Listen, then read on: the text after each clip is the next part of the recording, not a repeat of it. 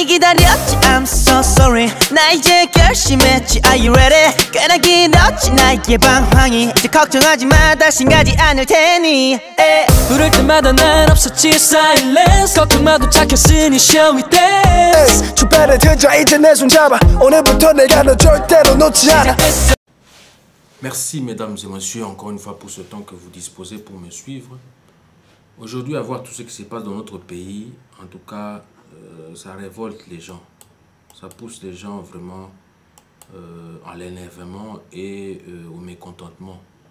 Voilà pourquoi aujourd'hui, j'ai profité de cette occasion pour essayer un peu de parler et de bien interpréter l'article 64 de notre Constitution qui donne au fait le peuple congolais la prérogative de s'approprier l'impérium.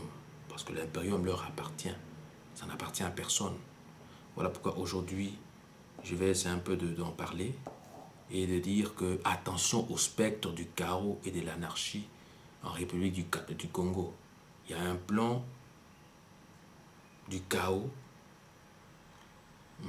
un plan d'anarchie, un plan de chaos qui se prépare là-bas, du statu quo. On ne veut pas organiser les élections, on veut rester comme ça, comme si de rien n'était, alors que les mandats de Kabila sont déjà épuisés depuis le 19 décembre 2016 dernier. Alors qu'est-ce qu'on attend pour convoquer les élections de 2017 qui ont été reportées en 2017? Alors la CENI ne fait pas son travail. Voilà pourquoi en fait j'ai profité de cette occasion pour essayer un peu de passer le message, expliquer très bien en quoi donc consiste l'article 64. Enraciné réellement et totalement par le virus du changement et du renouvellement du personnel politique congolais, caractérisé par une politique aiguë du type bijustif, dite la ventrologie, qu'il pleuve ou qu'il neige, le pouvoir doit changer les tenants du titre d'ici la fin de l'année 2017 en République démocratique du Congo. Quels que soient les retards, les manœuvres dilatoires et tactiques du pouvoir en place, le changement de pouvoir doit s'opérer dans une atmosphère de calme, sans hésitation, et doit devenir une réalité tout comme une coutume. Le peuple congolais dit peuple Mokonzi, le lin l'autre, détenteur du droit de veto, du monopole de l'impérium en Constance, dit aussi Bakolo Congo, les l'un l'autre, il y a Congo, a le dernier mot ou la décision finale de pouvoir contraindre un individu ou un groupe d'individus de pouvoir tenter d'imposer continuellement sa volonté éternellement en vue de confisquer le pouvoir. Il doit montrer sa responsabilité en mettant ce changement en pratique sans délai. Le temps de l'alternance arrive à grands pas de géant. L'opportunité de quitter les affaires et le pouvoir sans vouloir s'éterniser ou se maintenir au pouvoir de manière continue sans ambition majeure pour le bien du peuple congolais, dit peuple Mokonzi et de la République démocratique du Congo, parce que l'état de droit profile à l'horizon 2017 pour le peuple congolais, dit peuple Mokonzi, l'un l'autre, qui souffre et qui continue de souffrir d'arriérés de démocratisation, de développement, de croissance, etc., etc.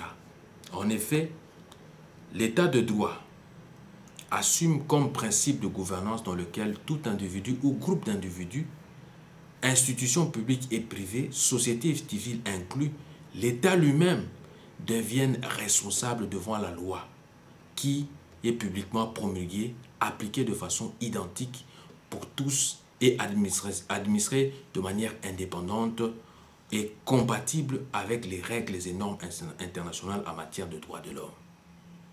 À ce titre-là, il ne peut y avoir une interprétation erronée de l'article 64 de la Constitution du 18 février 2006 concernant même le droit du peuple congolais, dit peuple Mokonzi, de disposer de lui-même, remontant ainsi jusqu'à l'article 63 qui dispose de ce qui suit.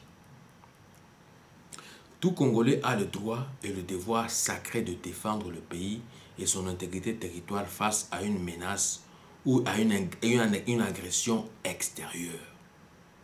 Un service militaire obligatoire peut être instauré dans les conditions fixées par la loi. Toute autorité nationale, provinciale, locale et coutumière a le devoir de sauvegarder l'unité de la République démocratique du Congo et l'intégrité de son territoire, sous peine de haute trahison. Si on ne le fait pas, c'est une haute trahison. Article 64. Tout Congolais a le devoir de faire échec à tout individu ou groupe d'individus qui prend le pouvoir par la force et qui l'exerce en violation des dispositions de la présente Constitution. Toute tentative de renversement du régime constitutionnel constitue une infraction imprescriptible contre la nation et l'État. On dit bien toute tentative de renversement du régime constitutionnel. Donc si ce régime n'est plus constitutionnel, là on est vraiment quitte, quoi. Là on est vraiment quitte. On dit bien que régime constitutionnel, mais si ce n'est plus constitutionnel, ils doivent déguerpir. Donc il faut bien expliquer l'article 64. Le comble est que vous ne le savez même pas, ou que vous ne vous êtes jamais rendu compte que cette constitution du 18 février 2006, ainsi que la charte des ressortissants congolais de l'étranger, dans ses articles 14 et 15, prévoit le soulèvement populaire en dernier ressort, qui est une forme alternative du pouvoir du peuple de se prendre en charge et de disposer de lui-même. Donc je veux me répéter pour la meilleure compréhension. Le comble est que vous ne le savez pas encore, ou que vous ne vous êtes jamais rendu compte que cette constitution du 18 février 2006, ainsi que la charte des ressortissants congolais de l'étranger, dans ses articles 14 et 15, prévoit le soulèvement populaire en dernier ressort, qui est une forme alternative du pouvoir du peuple de se prendre en charge et de disposer de lui-même. Au fait, toutes les constitutions du monde prévoient en leur sein le droit à la population ou du peuple de disposer de lui-même, parallèlement à la constitution du Portugal.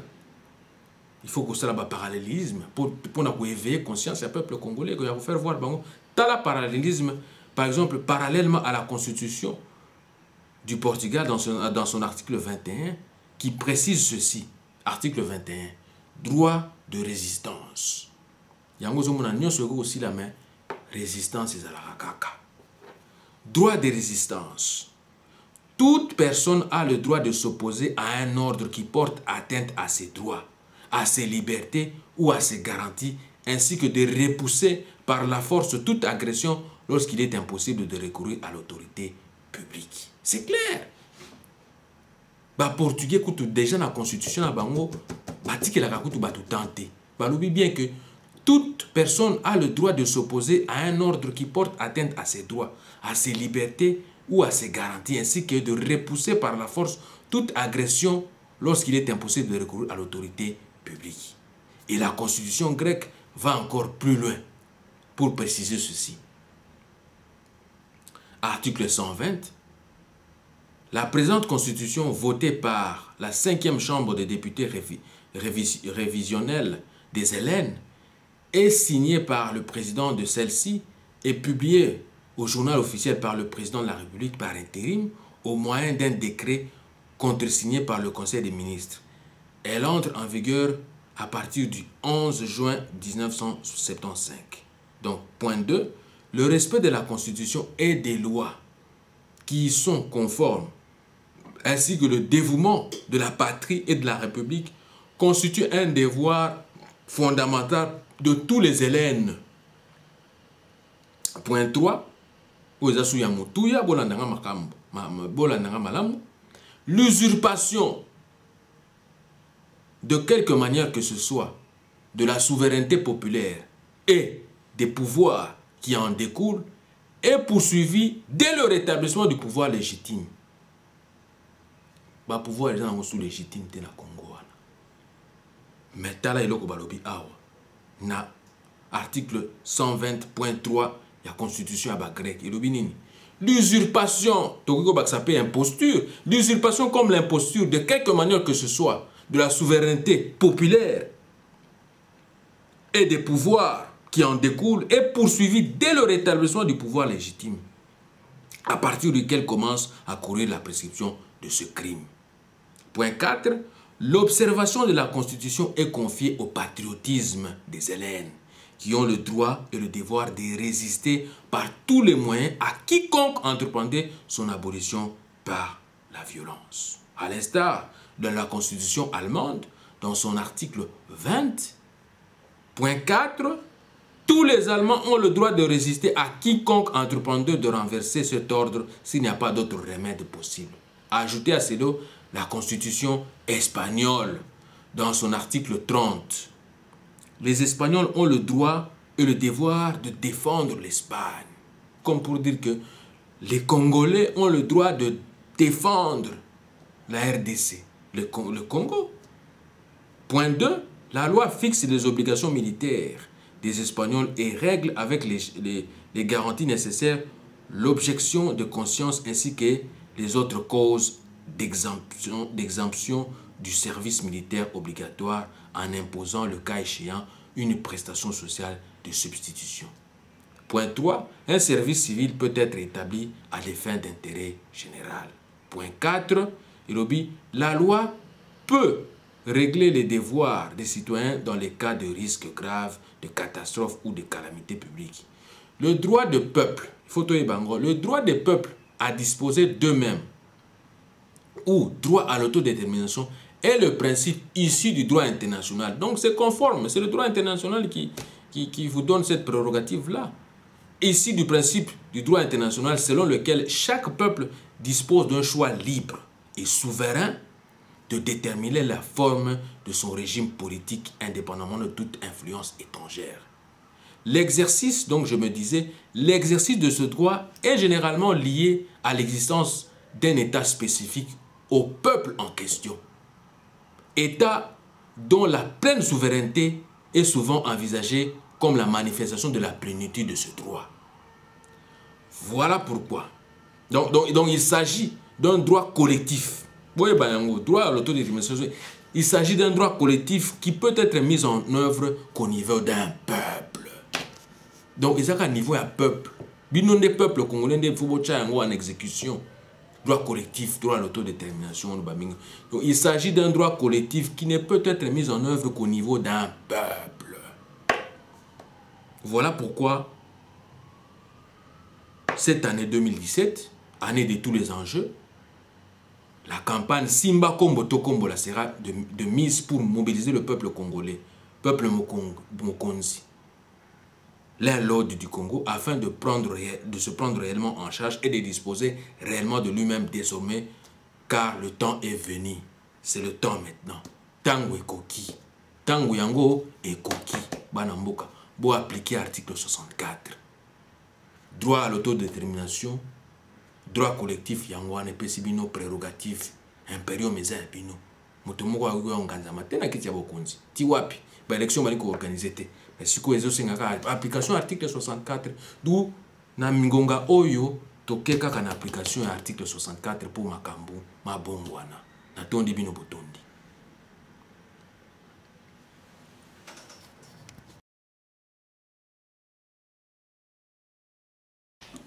Bandeko ba bolingo na tondi bino su botondi na mokolo mwa lelo ndenge bopesi ngonga oyo na leka na bandako na bino sur chaîne na bino boyebi diaspora na biso moko lelo na yesus kobeta sete na likambo ya soulèvement populaire oyo nga nazali ko trouver que solution, c'est la solution ultime pour sauver la RDC. C'est le soulèvement populaire, gage de sauvetage du pays qui va vraiment nous libérer du joug étranger.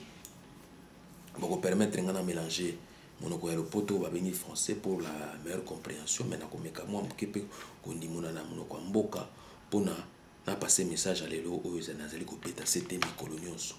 Ezali susu ngonga yako lela te oyo défunt regretté frère long ale moyo tabanda ko yemba. Esengeli to kata to sala makasi to lamuka to kata balien o ezali ko endormir biso. Donc yango lelo na message à lelo na lingaki na passer ka message lelo ezali la solution ultime pour sauver notre pays, la République du Congo, c'est le soulèvement populaire qui est un gage de sauvetage du pays. Un grand écrivain a écrit ceci, je cite: C'est lorsqu'un groupe social traverse une période de crise, de malaise, d'insatisfaction, lorsqu'il est menacé dans ses conditions d'existence, qu'il va affirmer, développer, renforcer sa cohésion, les liens de solidarité, les relations interdépendantes de ses membres. Bref, c'est lorsque une société se sent menacée,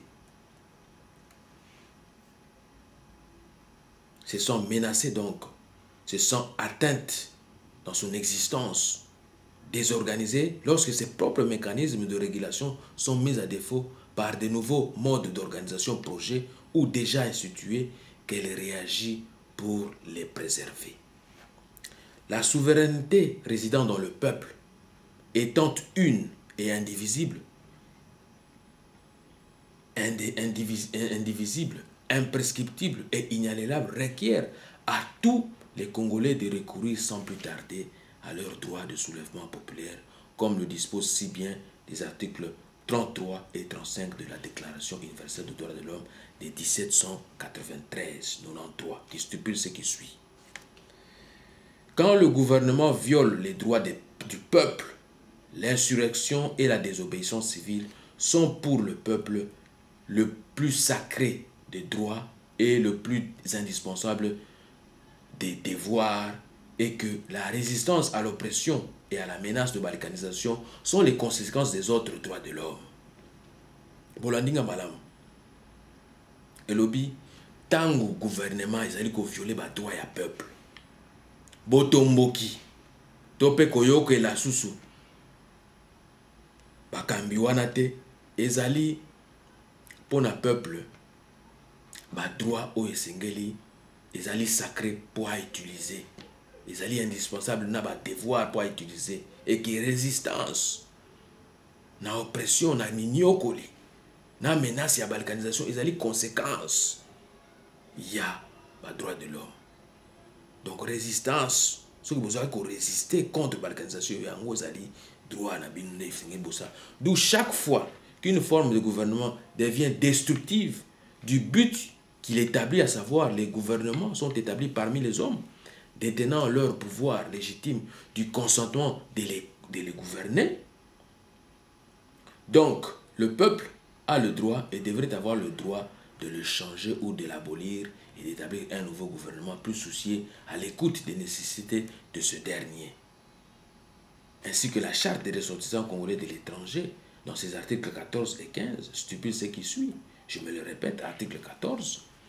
Les ressortissants congolais vivant à l'étranger doivent défendre à tout prix une nouvelle politique évangélique dite l'empéchéologie, c'est-à-dire l'art de combattre les impérialistes, les multinationales, les occupants ainsi que leurs marionnettes de pouvoir continuer à pérenniser leur sale besogne de destruction totale ou partielle du peuple africain et du peuple congolais en particulier, et mettre en détour toute tentative sombre, machiavélique et hégémonique visant à remettre en cause l'émancipation, l'émergence, la croissance et le développement du continent africain tout entier.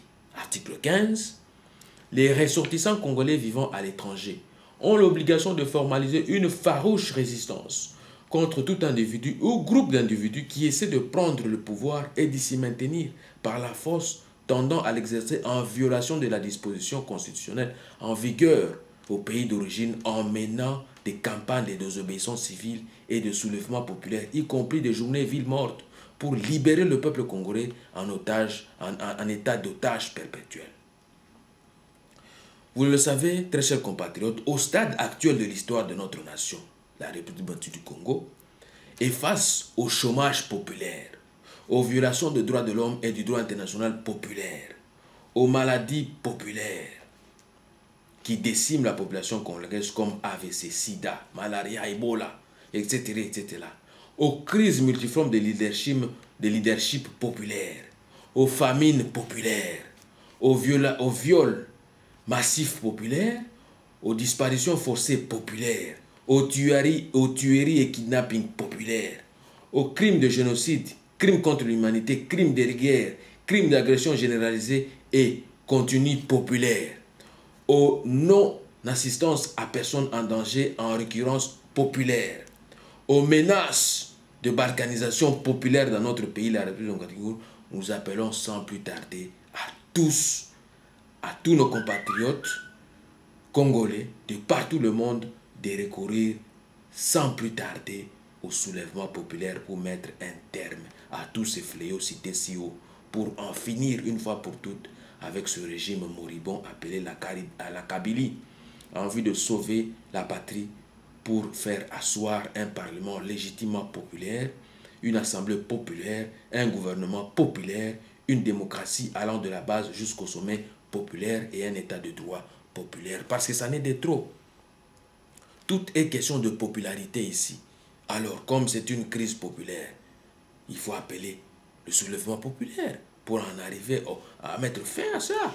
Parce qu'on ne peut pas continuer comme ça. Vous vous rappelez du mémorandum que nous avons introduit la fois dernière concernant la crise et la menace de balkanisation. Concernant la menace de balkanisation, qu'est-ce que nous avons plaidé? Nous avons plaidé pour plusieurs choses et plusieurs revendications, plusieurs recommandations. Mais jusqu'à ce jour, rien n'a encore été fait. Mais je vais aller trop vite en besogne pour vous donner les constats qui ne changent pas, pour vous donner le thermomètre de la situation politique de notre pays. Le constat est amer. Considérant que la tenue de cette conférence sur la RDC face aux menaces de balkanisation et d'implosion s'inscrit sur un moment très capital de l'histoire de notre pays, à savoir le contentieux des dernières élections générales organisées en 2011, qui jusqu'au jour d'aujourd'hui pose des problèmes de légitimité du pouvoir, et ce, dans un contexte de conflits en cours dans la partie est du pays, il nous revient en mémoire que ces élections étaient censées mettre en place des institutions publiques de la 4e République, parce qu'ayant suscité énormément d'espoir dans tous les Congolais qui aspiraient vivre dans un pays avec une culture réellement démocratique, où le pouvoir et l'opposition jouent sans problème et en toute sérénité leur rôle de bonne gouvernance. Mais, chose étrange, rien ne s'est passé comme prévu. Voilà pourquoi le défi majeur auquel il nous faut faire face est la crise de gouvernance. Il faut pour un Congo fort une bonne et meilleure gouvernance. Tenant compte des enjeux de l'heure, nous avons jugé bon et utile d'élaborer le présent mémorandum afin de l'adresser à notre cher peuple congolais ainsi qu'à tous ceux qui s'intéressent aux problèmes de la République démocratique du Congo. En élaborant donc ce travail, notre souci fondamental est d'éveiller la conscience de tous les Congolais afin d'éviter de retomber toujours dans les erreurs du passé pour créer une nation forte, libre et prospère où tout Congolais sera traité à sa juste valeur dans le respect strict des droits de l'homme et de la démocratie. C'est dans ce cadre que nous avons jugé bon saisir cette occasion pour proposer nos analyses critiques et recommandations concernant la situation actuelle de la République démocratique du Congo, notre pays.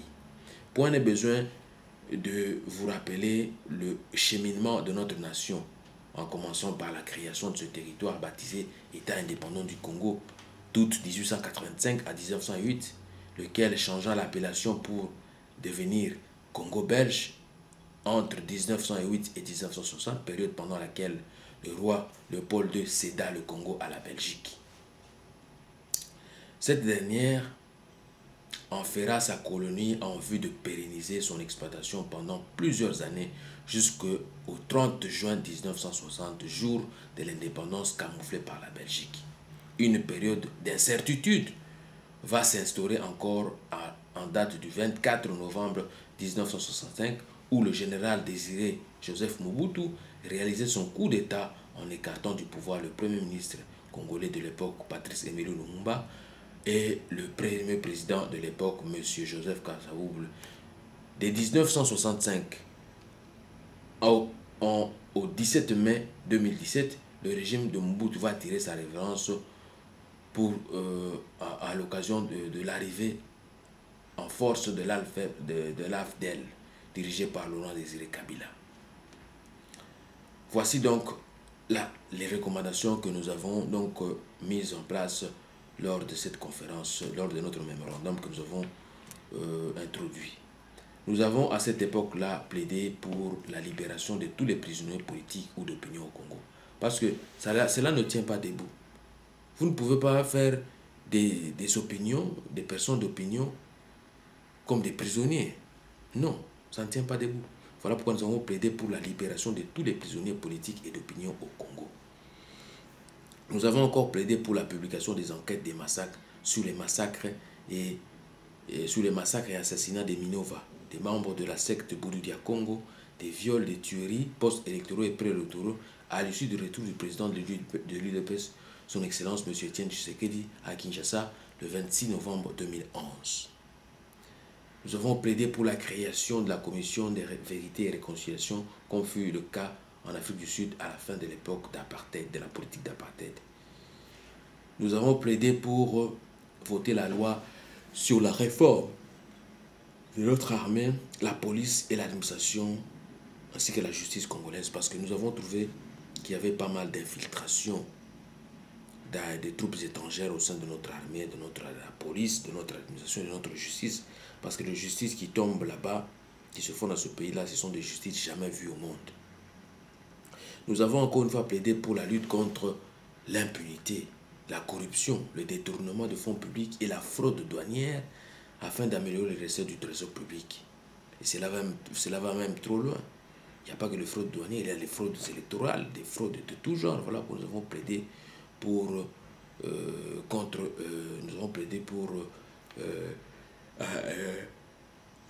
la lutte contre l'impunité et la corruption, et tout ce que le détournement des fonds publics.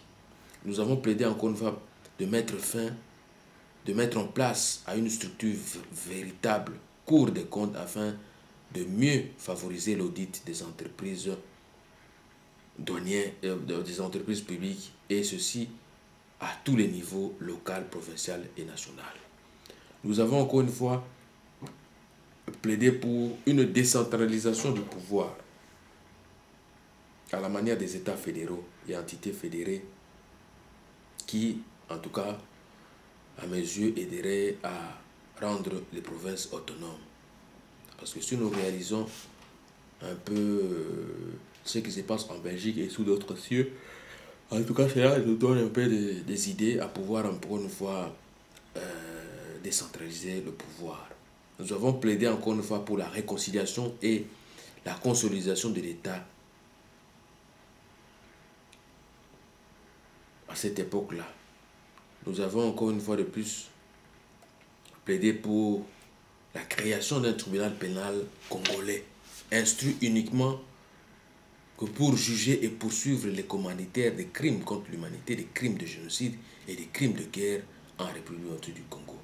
Nous avons plaidé encore une fois pour la réforme de l'administration publique en mettant en place des outils de la dernière technologie tels que les ordinateurs au niveau de chaque commune et au niveau des services de province afin de contrôler le taux de natalité et de mortalité de la population afin d'éviter les erreurs du passé. Voilà en fait le message que j'avais à passer aujourd'hui. Ça n'est de trop. Cela ne peut pas continuer comme ça. Donc le peuple doit se mettre debout. Et en tout cas en finir avec cette politique d'occupation, cette politique vraiment qui ne dit pas son nom. Mais en tout cas nous devons mettre fin à ça. Voilà pourquoi j'allais profiter aujourd'hui pour passer le message que la solution ultime, parce qu'à chaque fois quand on va au niveau du Conseil de sécurité, on ne fait que voter des lois, des résolutions, aux résolutions 2098, aux résolutions 2348, et résolutions ceci. Mais la résolution finale, pour en finir avec tout ça, c'est le soulèvement populaire pour mettre fin, un terme à tout cela. Voilà pourquoi le message d'aujourd'hui, j'allais passer à mes compatriotes, partout que vous soyez, la solution ultime et la résolution définitive, c'est le soulèvement populaire, gaz de sauvetage du pays. Je vous remercie et Ingeta, Ingeta, Ingeta.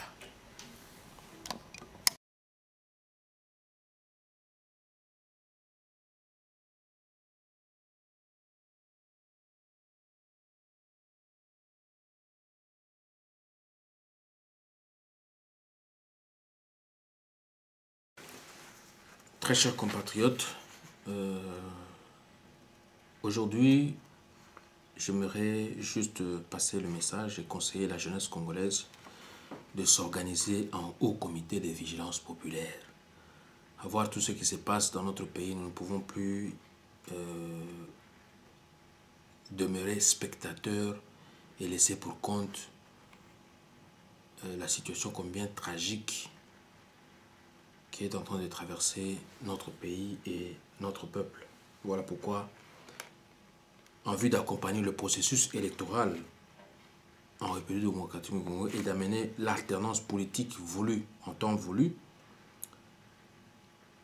le président fondateur du groupe et communauté des ressortissants congolais vivant à l'étranger que je représente, M. Bienvenu Massamba, propose la mise sur pied du Haut Comité de Vigilance Populaire, HCVP en sigle, qui se veut être la police populaire émanant du peuple congolais lui-même souverain primaire, peuple Mokonzi, d'où émane l'impérium. En effet, nous devons nous assurer du bon déroulement du processus électoral dans notre pays, la République du Congo, et d'un avènement serein d'une alternance politique pacifique au Congo, ainsi qu'un changement de pouvoir, passage obligé d'une démocratie crédible au pays de Patrice Emery Lumumba. Précisons ici que la date du 19 décembre 2016 était réputée comme la date fatidique de la Kabylie qui devait tirer sa référence. Mais il s'est fait que l'accord cadre s'est encore une fois mis sur pied et demande son application immédiate. Vouloir ou pas, les élections libres et démocratiques transparentes doivent se tenir sans tergiversation ni atermoiement, conformément à l'article 17 de la Charte africaine de la démocratie qui stipule ce qui suit. Article 17. Les États partis réaffirment leur engagement à tenir régulièrement les élections transparentes, libres et justes, conformément à la déclaration de l'Union sur le principe régissant les élections démocratiques en Afrique. À ces fins, tout État parti doit 1. Créer et renforcer les organes électoraux nationaux indépendants et impartiaux, chargés de la gestion des élections. 2. Créer et renforcer les mécanismes nationaux pour régler dans les meilleurs délais le contentieux électoral. 3. Faire en sorte que les partis et les candidats qui participent aux élections aient un accès équitable aux médias d'État pendant ces élections. 4. Adopter un code de conduite qui lie les partis politiques légalement reconnus, le gouvernement et les autres acteurs politiques avant, pendant et après les élections. Ce code contient un engagement des acteurs politiques à accepter les résultats des élections ou de les contester par des voies exclusivement légales.